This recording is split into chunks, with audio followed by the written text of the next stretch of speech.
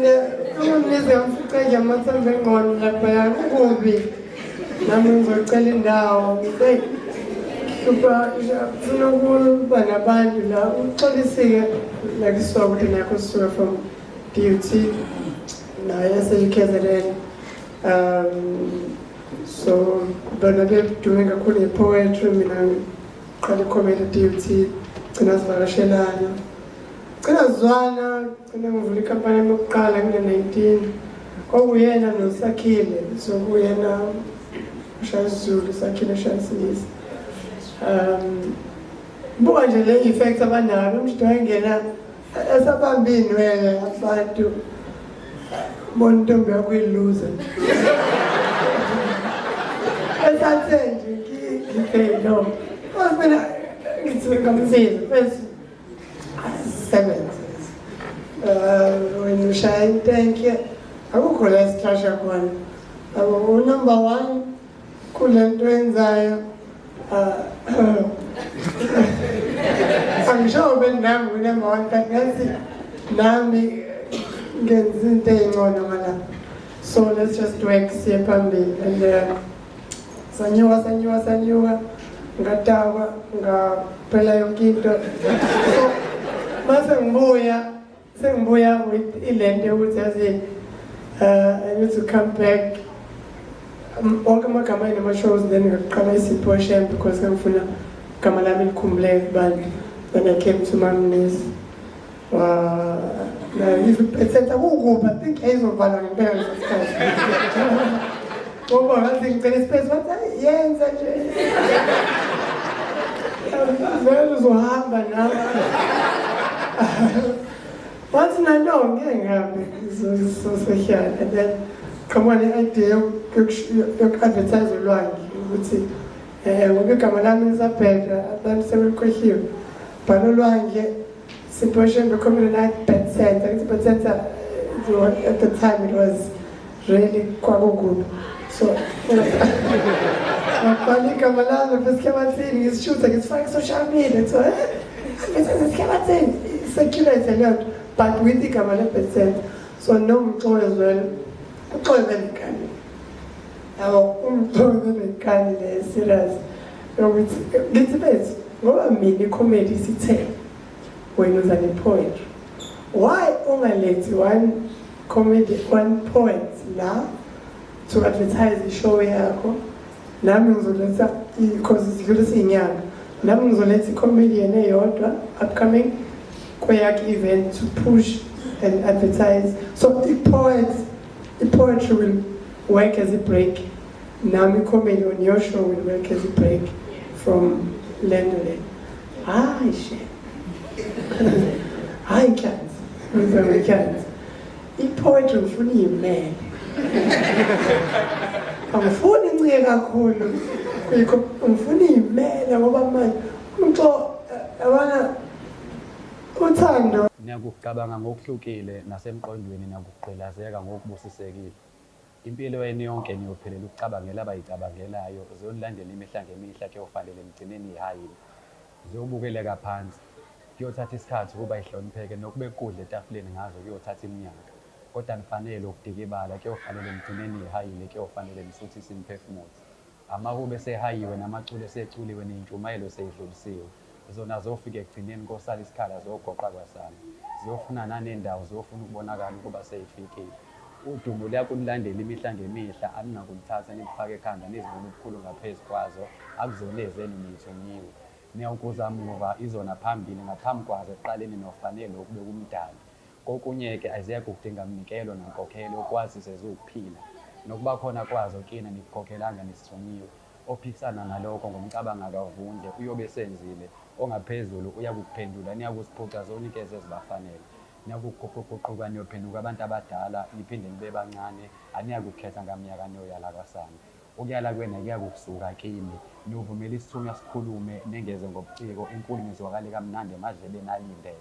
nilindeleke ukuthi akusibona bonke abayonizwa kodwa futhi akusibona bonke abangezukuzwa ngaphambi kokuba ubuciko bulapho ephinde benze umqondo kolaleli kofanele buqale bulapho benze umqondo kumnikazi ngoba abhalelwa uwonke kunomuntu ebusuke ebuqonde kuyo noma sebekuphikisa uzubatshela ukuthi iy'nkondlo ziyaphilisa. Babukeli be-Select Africa TV. Insizwa ayichaza uba.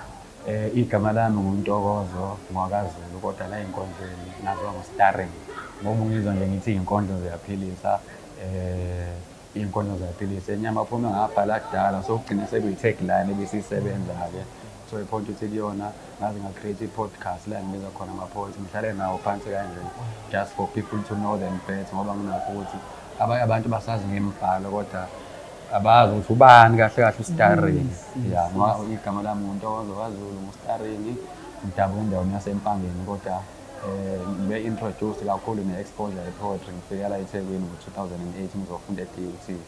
which is where I got to be introduced ngoMxolisi esihlangane ngaye namhlanje babumntwana. Mfowethu siyathobeka kakhulu Mageba and ukuba nawe mfowethu siyathobeka ngomunye obugijima nazo lezi insizwa namhlanje singazo lababukeli be-Select Africa TV insizwa esikhuluma ngayo uMxolisi umfoka Mtshali nangu Mageba. Mageba uyazi kanjani mfowethu lensizwa? Ubaba Mtshali uyinto eziningi kubantu abaningi. Thina mina nje kumina ubhonto omdala oba ngithi ngafike la kubona. Uma ukhuluma ngepoetry nomlando wayo la eKZN i-biggest poetry society ekhona yase-DUT okuyiyona ekhipha iy'nqulo ongasuy'cabangi zonke into ethi nje poet ekhona ungabala wena Sisabonga Mpungose, Sicelo Mpungose, Ndumiso Maphumulo, Page Juba, Xolile Vilakazi, Siboda Poet, Busiswa Xulu, Minenhle Mthembu, Sindiswa Zulu. Yeyi baningi abantu amasocofi ama-superstar wonke aphumile ngaphaya. So mina uma ngifika ngizofunda e-university ngifica abafethu barana le session le. Ngenxa vele ngangiyithanda i-poetry but ukuthi indawo ngangikholele kuyona yayingekho exposure kangako. Kanti le nto yenzeka la engifunda khona. Ngama-Fridays le nto ibiyenzeka from 12 to 6 ntambama. Lapha kwenziwa ikhonso ngamazwi kanjalo. And nami mhlawumbe ngingasho ukuthi nginesitory esifanayo ubhuti umxwayeni umuntu obexwayana especially uma usuzowangena kule site le ube umuntu obekwazi ukubona ukuthi wena ugudi ngani ezinye izinto engayifunda kuyena nangi-expose akuzona ngenkani ukuthi ngikwazi uku-MC izinto nemicimbi because i-good see i-exposure enginikeza zona ukuthi ababenginikeza zona nethimba besebenza nokuthi angirane ama-session ngibe u-MC ngoba kwakona kwakuyinkinga ngoba leya session yayi-session kodwa yayigcina isiphenduka i-show ngendlela eyayigcwala ngayo.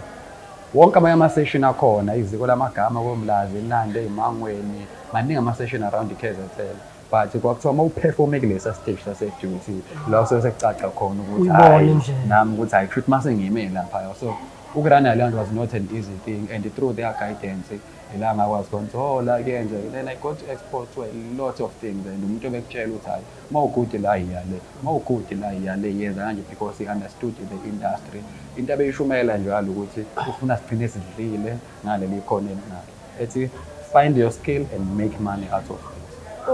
Wayibeka Mageba wayibeka yacaca babukeli be-Select Africa TV mhlawumbe nizwa kahle Mageba kunansi into mfowethu ngiyathokoza ukuthi ungomunye wabantu mfowethu osondelene nezinsizwa ezezinkondlo futhi une-podcast yakho ukusebenzisana nalezi insizwa uxhaso kuwena uxhaso kubona abantu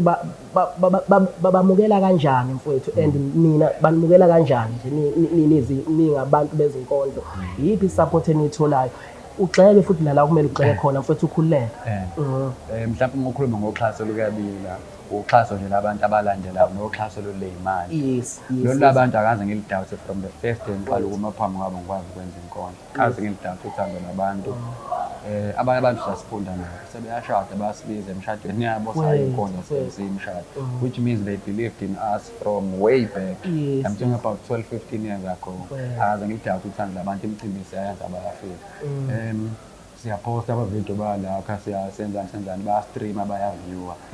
i-poetry ne-community yayo inabantu bayo abayilandelayo. I have never and I will never doubt those guys because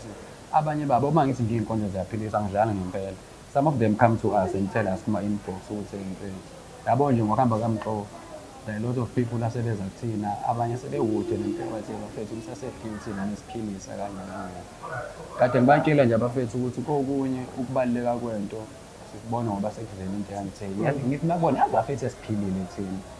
you guys don't realize bathi mina yabona iy'thombe lokhu iy'posta ivela amahlehla uma ubuka Facebook memory uthi 15 years ago. So sesiphilile and ekuphileni kwethu asiyishayeli ihlobo siperformela abantu and they've always been there. And nomunye bethi yini inkondlo manje wenziwa lento akusaphumeka ungena ilungelo awungena ilungelo la. This is the cost. Uhulumeni mfowethu njengainsizwa enakho umphakathi ngoba yakho umphakathi lento uhulumeni usukuma uthini nini uyasondela kunini iqinisweni nje bese lokho ngizokubeka nje into eyimbaba ukuthi inkondlo olunye uhlobo lobuciko ngisho nazi izikole engakayithathi isas noma engasho ukuthi aba-understand ukuthi lenzakalani kwenzakalani kusona akuluthola uxhaso ngendlela ofanele bese lithola ngayo nangendlela yanele imidanti eminingi abayi-understand poetry kukhona futhi nokuthi kwezinye zendawo uma unokha khona kuye ngokuthi ubani wazi na even nalezi zinto kufanele ngabe thina siyasupporteka kuzona and that is a blatant truth akekho umuntu ongiphikisa leyo nto leyo kokunye sigcina ngokuzwa nje makukhulunywa ama-budget speech ukuthi allocate imali engaka but la kuthina ezansi thina mfethu mina nginobufakazi bokuthi abantu abangena ku-social media kuyenziwa ama-show kuyenziwani sigcine sisebenzisa iy'mali zethu emaphaketheni sokubhala ama-proposal abanye bese baze badikile sokubhala ama-proposal okuba buhlungu imini sesazi afford ukuthenga ama-laptop sasiwabhala ama-proposal kuma-internet cafe uyahambisa into yakho ibekwe lapha uthi bakukhulumele nje mfethu into angayenzi okwenye into yokuba Mtshali abeyilwa leyo ukuthi asidimandeni asifuneni ukuthi nathi sixhaseke uma bekwazi ukuxhasa amanye ama-genres phothi makungani noma kuyindaba kungenzeki and kade ngithi-ke mina ngokwami ngoku-understand izinto ze-art I don't think ikhona i-art form ekhona la eKZN ehleleke njengathi ngishiso yini-ke lokho thina uma usifuna uyazi usithola lapho ngoba sihlala ngama-poetry sessions ustari kuyazi ukuthi ubhilonga e-DUT Brian Kwamanga ubhilonge with architects uzamani mzokubhilonge nande ey'mangweni and when there's any new poet that comes up abambona la bakhuluma nokhona he's exposed we are told ukuthi okay sekukhona umuntu kanje that's how we get to and siyavakashelana futhi sihlelekile each and every poetry session ino-chairperson ine-structure sayo esiyirana as-executive and then nama-members are-general abasuke bekhethwe yibona le nto iyi-structure i-formal when we do shows supportana ukuthi lo usukaphi le nto yethu nje ihlelekile even isho ukuthi uhulumeni uyeza uze entweni vele structured ekhona and above everything else there is a provincial committee that is there esileda nobaba kwamanje elaqala uyena nje Mtshali wasibiza wathi wozani la thina mina sengimdala you guys still have energy ukuthi wayesikhetha kanjani ngazo ukuthi phela ubona ngokusebenza kwethu kulama sessions engiwashoyo nento ezenzayo nathi ngokuzama ukukhulisa kwethu poetry so uhulumeni ngiyamphosela ngempela umsebenzi ukuthi akazi kuthina thina sikhona oba siyenza thina kuyena sifike singasizakala sikhathele futhi nokugcwalisa ama-proposal ngoba siwazi aphelelayo abukeli beSelect Africa TV ngihleli noMagebane bafethu njengoba insizwa ichaza nje ikhalela nesimo sayo uhulumeni sondela mfowethu abantu bayasebenza bazimisela khosi lento iyakha and iyakhulisa and iyabaqoqa abantu bagcine bengalona uvanzi Mageba mfowethu namhlanje sihlangene ngomxolisi mfowethu ungathini nakusemndenini wakhe nakubantu nje bebonke nakunina nizinsizwa nje ninonke nintokazi kulela nto zami sesiyivala hey akukholakala nje kuphela ke sihleli kanje ngikhuluma ngale nto engikhuluma ngayo la ngobuye nobe umuntu obehlanganisa izinto yabo manje mase sesenza le sekuyangithusa ukuthi hey umuntu asekho ngempela ngoba ngishilo eqaleni into umuntu omdala omalume obaba into yokuqala sifundise nokuthi uma ukhuleka akudingi ukuthi usho into eziningi ungakhuleka nje ngamagama u3 so lonke uzosho lento oyifisayo noyizwayo ukhuleka akudingi 10 minutes eminye imikhuleko yakhe nje noma isitabe esitshela zona amagama akho athi nje khanya la ukhona amagama omxolisi la athi khanya la ukhona siyobonga umndeni ngokuthi usiboleke umuntu onje osithandile ngale ndlela asithandele ngayo wasacrifice impilo yakhe enzela thina ukuthi thina siphumelele sibe yilento esizona nangaphezulu kwalokho esiyikona yena bekufisa futhi esiyinikelayo ukuthi sizoqhubeka sikwenze njengendlela besifundise nabe esikhombise ngayo kokunye noma bengakusho ngomlomo kodwa ukwenza kwakhe sibonile kufanele senze kanje futhi ubhuti obethetha-ke masuphetha kubizele eceleni random uzothola i-inbox either ku-Facebook, WhatsApp noma ku-back chat say yini usubhema insango usuyahlanya yabo kanjalo nje is one person obakwazi ukuthi enze ijoke ngesikhathi lapho ungacabangi khona ngakho ke ubhuti uyibekile induku ebandla uyiqalile indlela konke amaciko ukuthi asiduduzane kodwa ke siqhubeke sisebenzeni leli lambu ubhuti ayesiqalile balilayisa singaliki icishe. Mfowethu siyathoba kakhulu ngisiyabonga isikhathi sakho bafowethu sihleli nensizwa namfoka amagema ibuhlungu bafethu sidlulelwe insizwa yazi bayithi mayisisho ithi sela lenhliziyo yami ningazwe smile ebusweni bami remote controller yenjabulo yami nginike ipeni nephepha ngikubhalele izulu love letter engabori hayi inkondlo ngoba uyinkondlo kakwena zinyawo zakho mlenze yakho matha ngakho sengaze ngihlawulisa inkomo ngokuthinta inkomo mfowethu ngiyamazi insizwa bafowethu engibonile ngoba ngumuntu oyithandayo inkondlo ngiyibonile kakhulu mfowethu siyathoba isikhathi sakho ngiyabonga mfowethu siyabonga amagema shap shap